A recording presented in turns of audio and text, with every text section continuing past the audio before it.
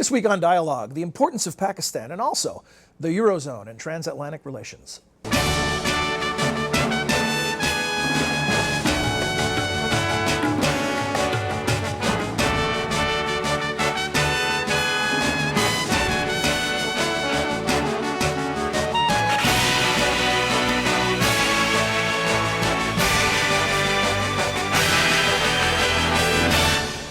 Welcome to the Woodrow Wilson Center in Washington, D.C. I'm John Molesky. Each week, Dialogue explores the world of ideas and issues in international affairs, history, and culture.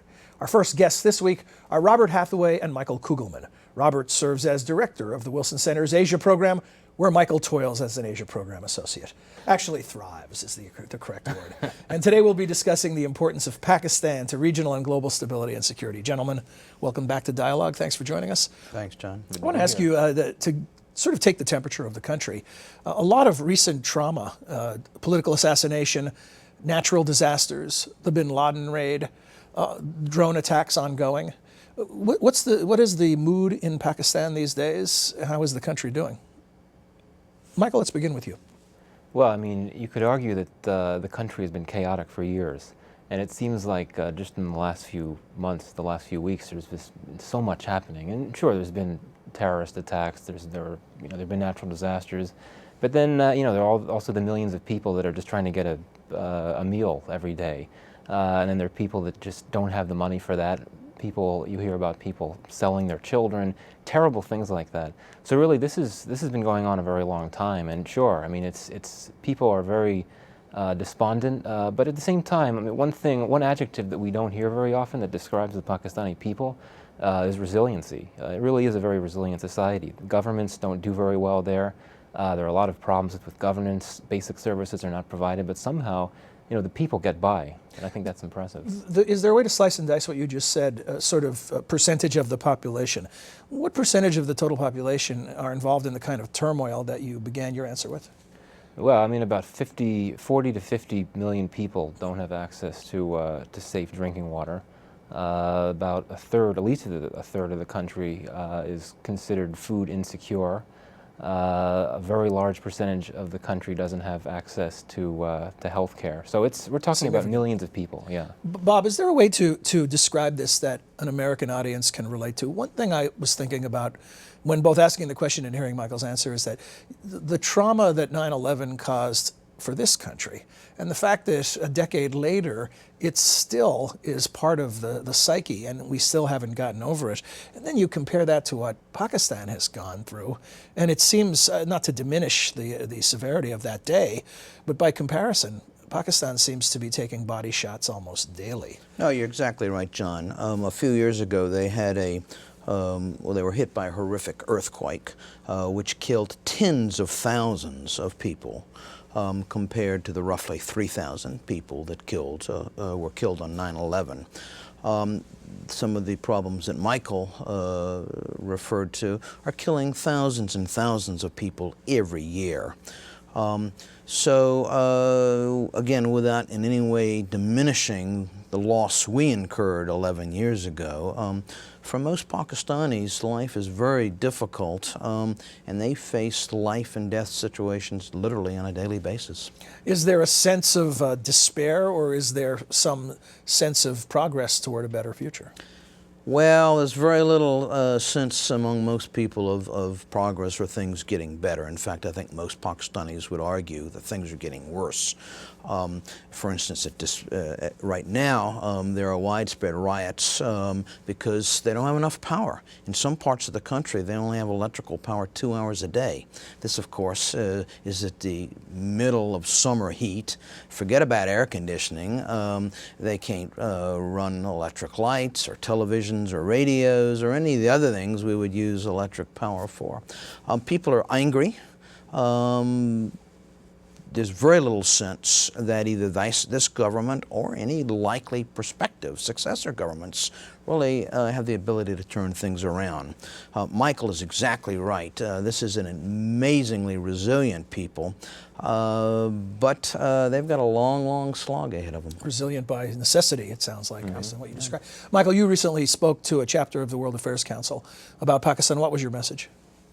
Well, the message was actually quite a downbeat one, and that was essentially that we need, the Americans and the U.S. government needs to essentially lower its expectations about what it can get out of the relationship with Pakistan. I mean, a few years ago, there was a lot of talk here in town about building a strategic relationship with the Pakistanis that would extend far beyond counterterrorism cooperation, but more into cooperating on energy initiatives, on health issues, dealing with the issues that we've already been discussing. But essentially, we found that for a range of reasons, the countries rarely find areas where interests and policies converge. And so my message was essentially that we really can't expect as much from the Pakistanis as we may have wished, just as the Pakistanis really can't expect as much from us. Bob, do you agree with that assessment? Is this about lowering expectations? No, I absolutely agree with that. Let me put it in the broader context, though. We clearly have expected too much of Pakistanis and they of us. Nonetheless, this is not a relationship we can walk away from. Pakistan is an immense country. It's soon going to be the 5th largest country in the world by population. It's, for instance, larger than Russia, and we have worried about Russia for 60 years. It's got the 7th largest army in the world. It's going to soon have more nuclear weapons than the United Kingdom. It'll be the 5th largest nuclear weapons power in the world. We obsess here about Iran, about North Korea. Pakistan today has more nuclear weapons than India, Iran, and North Korea combined. Iran, as far as we know, doesn't have any.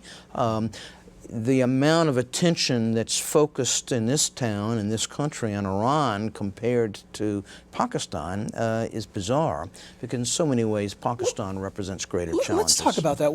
Whenever you put someone on the spot and say, what's the greatest security challenge for the globe, for the United States, where is your area of most concern, however you ask the question, people give it some thought and they end up in Pakistan.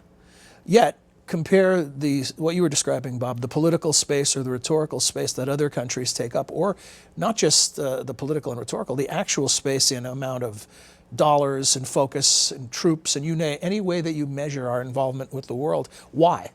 Why do we continue to intellectually say that Pakistan is of significant importance, and yet it doesn't play out that way as far as action? Well, part of it is a history, going back to 1979 and the Iranian revolution, the hostage situation. Americans still remember the shock and then the humiliation of that episode. In the years and decades since then, Iran seems to have gone out of its way, not simply to engage in provocative and belligerent activities, but to sponsor terrorism, and in every crossroads to take a step that seemed contrary to American interests. So I think it's not a great mystery. So you're saying Iran poked us with a stick and Pakistan didn't? Well, both of them have been poking us with the sticks, but let's be balanced. We're also doing our share of the poking in both cases.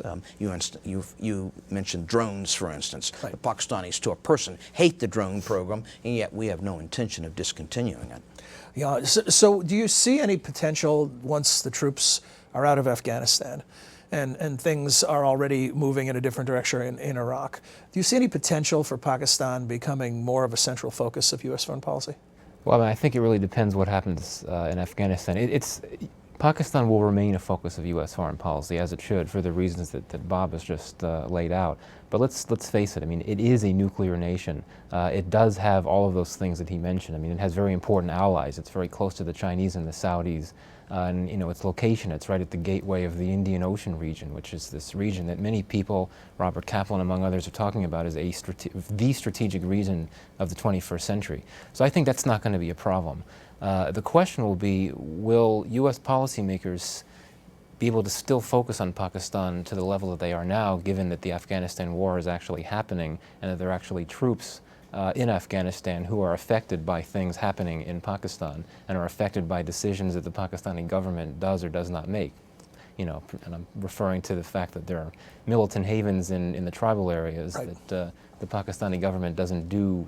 It does something about them, but it doesn't do enough about them.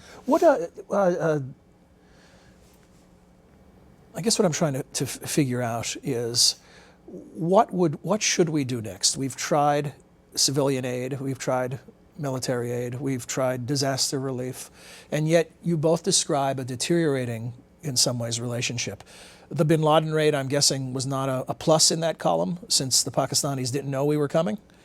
So what do we do? What is the path forward? Yeah. Well, I'm sure Michael and I both have our own ideas. In many cases, we agree. I would simply tick off 3 or 4 sort of basic guidelines as we move forward. We should, first of all, promote to the best of our ability democracy, civilian government, economic reform.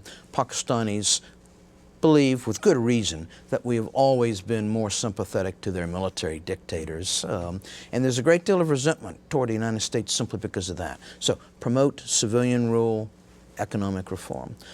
Secondly, I think that we should be working with our other diplomatic partners and with other international organizations like the World Bank and the IMF to send a single message to the Pakistanis. If, for instance, we think economic reform in Pakistan is that important, then all of Pakistan's international conspirators, interlocutors, should be sending the same message. Thirdly, and this thing we have to be very subtle about this, we should promote better ties between India and Pakistan. If Pakistan's perception of threat from India can be diminished, then some of Pakistan's problems will be much easier to handle. So I would have 3 of those as operating guidelines as we move forward. On the stability question, Robert Litvak, we were talking about our colleague who just wrote a new book about outlier states. In the book, he says that even though there have been concerns of nations like North Korea or Iran conspiring with terrorists, that a bigger threat would be leakage of a nuclear device from either Russia or Pakistan. How stable is the country in that regard? How secure is its nuclear stockpiles? Well, I sort of you hear mixed messages. I mean, very few people know exactly, can answer that question conclusively. Definitely few in this country. I hear that the few people that are essentially in control of Pakistan's nuclear supplies and assets are people that we don't have to worry about. They're not going to be compromised. Militants are not going to get through to them. Militants are not going to penetrate the facilities that they're gardening.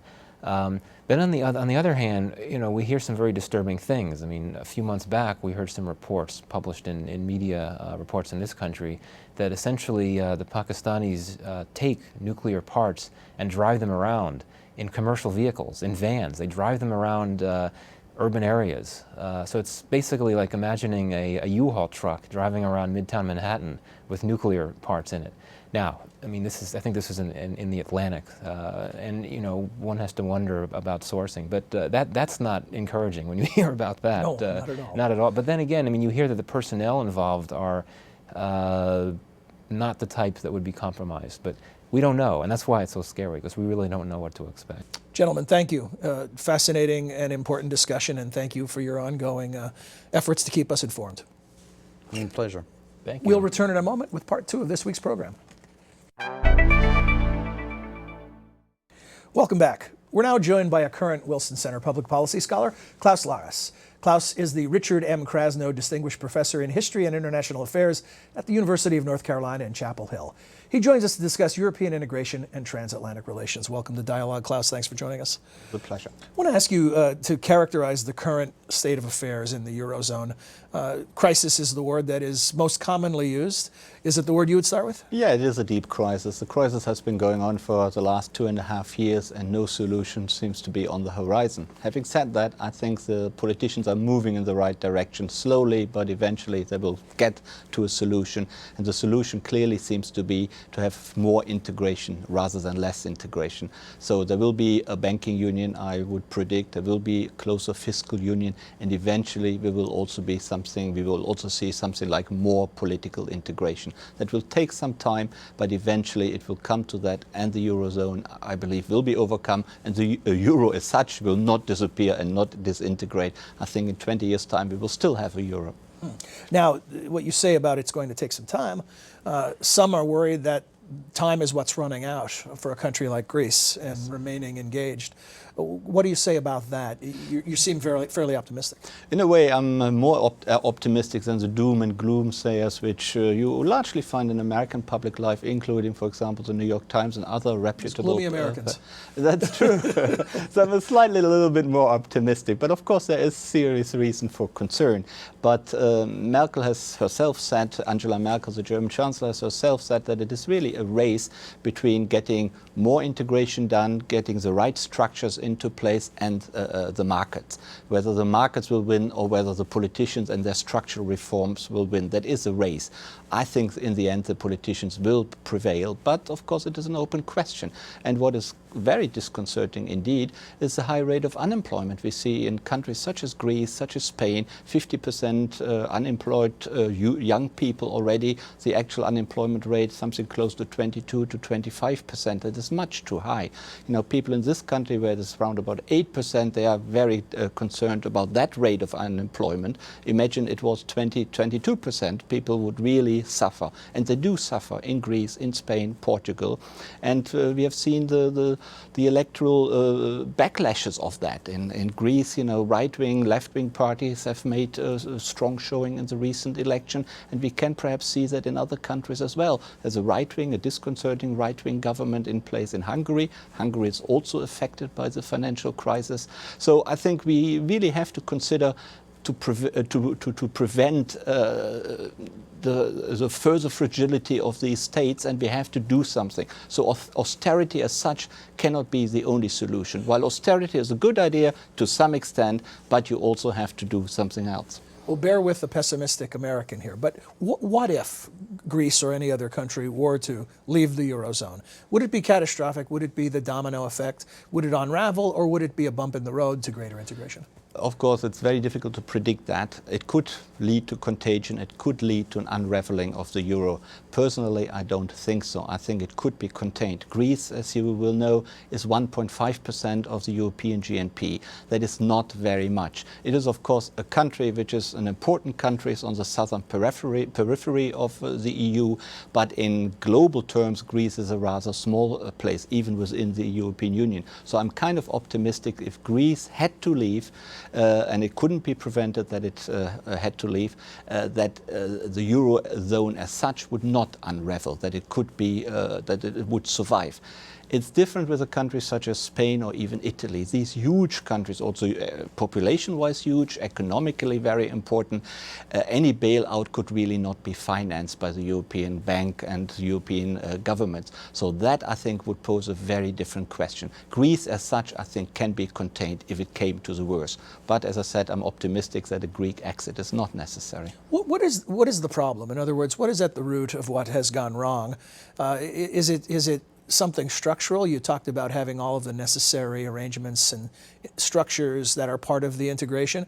Is it just the bad luck of economic downturn? What is at the root of the problem? Well, to put it in simple terms, of course, the economic downturn is very decisive and has really caused it all. But the problem as such is more structural. There's a high indebtedness of countries in the southern periphery of the European Union and their economic inefficiency. These countries are essentially not able to compete with countries in the northern rim of the EU, like Germany, like the Netherlands, like France, and they lose out in competitiveness. They cannot survive on the marketplace, and that has led to very high indebtedness. Structural reforms are absolutely necessary in Greece, and that is what the Troika of the European Bank, of the EU and of the IMF is demanding for giving them more bailout money. So that is the right way forward. Only, of course, as we saw perhaps in Russia in the 1990s, you can overdo it with structural reforms, which may be good for the economy, it may be good for the bankers, but it may in the end not be good for the man and woman in the street. Therefore, I think the the pace of reform, of structural reforms, probably needs to be slowed down. That doesn't mean that we should not even tackle structural reform. They're utterly necessary. Countries like Greece need to be made more competitive again. That is their only chance to survive in the long run. You know, a country like Greece is a very proud country. It doesn't want to be dependent on bailouts from other European countries. How humiliating is that? While that perhaps can be accepted for a number of years, but not forever. Therefore, reforms are utterly necessary, but well-measured reforms, reforms which ensure that the man and woman in the street, and particularly young people in Greece, can survive and do not have to emigrate in droves, because that is happening at the moment. Young people are leaving Greece, Spain, Portugal, Ireland in droves, and that is, of course, a very sad phenomenon. You mentioned Angela Merkel, who is in many ways sort of the poster leader for the austerity approach. Is there an effective counterbalance to the austerity approach? We thought with recent elections, you might see the rise of politicians supporting more stimulus or Keynesian types of solutions. Yeah, that has occurred. Mrs. Merkel is known as the Mrs. No of Europe, and that is true to some extent, but of course she has to take her own public opinion into consideration, and she also says she doesn't want to guarantee, let's say, bailouts to Greece without having a say what is going to happen with that money. So she wants to impose conditions, sensible conditions, hopefully. But there is, as you said, there's another strand of political leaders coming to the forefront, like the new French President Hollande, who insists that growth is necessary, not just austerity. But someone like Angela Merkel wouldn't be opposed to growth. The only problem is how to get there. You know, no one is against growth. Everyone would subscribe to that. But I think what we will see is really a middle way. Austerity will continue. The end of austerity hasn't come yet, unfortunately. But I think they will also attempt to channel more, hopefully new money into affected economies to target certain growth programs, particularly for young people. You say unfortunately, and is that because you think this is a lost lead? Or that No, but unfortunately, because it will lead to a lot of further suffering, unfortunately, in that way. I do think that it is necessary, at least to some extent, but no one can be happy about the suffering of the average people. What are the benefits of this integrated approach, of a Europe that is more integrated versus more independent country by country? It all started after the Second World War, when peace in Europe was meant to be established. After the Second World War, after such devastating shock of that war, and of course the First World War, which went on before, European leaders really came to the conclusion something had to be done to prevent a Third World War. And at the root of the problem was peace between Germany and France, these two arch enemies. Therefore, all European integration in the early phases, and to some extent still in the later phases, are dominated by France and Germany. And over time, via the Schuman Plan of 1950, via the Rome Treaties of 1957, which established the European Economic Community, and then in the end, in the early 1990s, the Maastricht Treaty, really European integration has taken off. When we now talk about the possibility of war among the European countries, everyone would think that is crazy. It wasn't crazy in 1945, when a major war had just concluded. Therefore, it has been a huge success. That war among European countries is totally unimaginable. So in that respect, European integration couldn't have been more successful. But of course, European integration over time wasn't just about preventing war and making sure that there is peace. It also had a strong economic dimension to create new prosperity on the European continent, and therefore also political stability.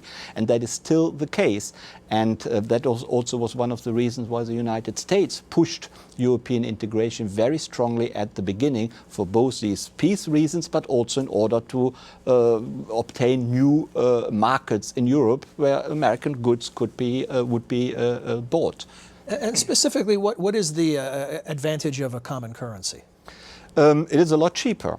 It's cheaper, obviously, for tourists who travel around the European continent. You don't have to exchange your money. It makes it like in the United States when you travel from New Jersey to Arizona. It's the same currency, so it's easier. But for businesses, it is of much larger advantage. They do not have to bother about exchange rates, and they can predict what a product they will want to sell in 2 months' time, that product can still be sold at the same price. So that predictability is very valuable. Also, what is very important and linked up with the euro is the single market we see in Europe. And the single market is really, or has 27 members. The Eurozone as such and the euro currency has only a membership of 17. But the single market is highly important as well. So if an American business wants to trade and sell goods, let's say in the Netherlands, if there was no single market, they would have to negotiate with the Dutch government. Then they would have to go to the German government and to the French government. So they would have to negotiate with individual 27 governments, a long drawn out painful process. Now they only have to deal and to negotiate with the Brussels Commission, the European Commission in Brussels, and once they have reached certain rules and certain deals, that's it. They can trade with the entire European Union of 27 member states and almost 400 million people. So the cost benefit for an American business or for other international businesses and European businesses is immense. Klaus, I have a big question with only about a minute and a half to get a response, so I'll try to be quick. And it is that in the Cold War, EU-US relations were a function of that standoff between the Soviet Union on one side and the Allies on the other.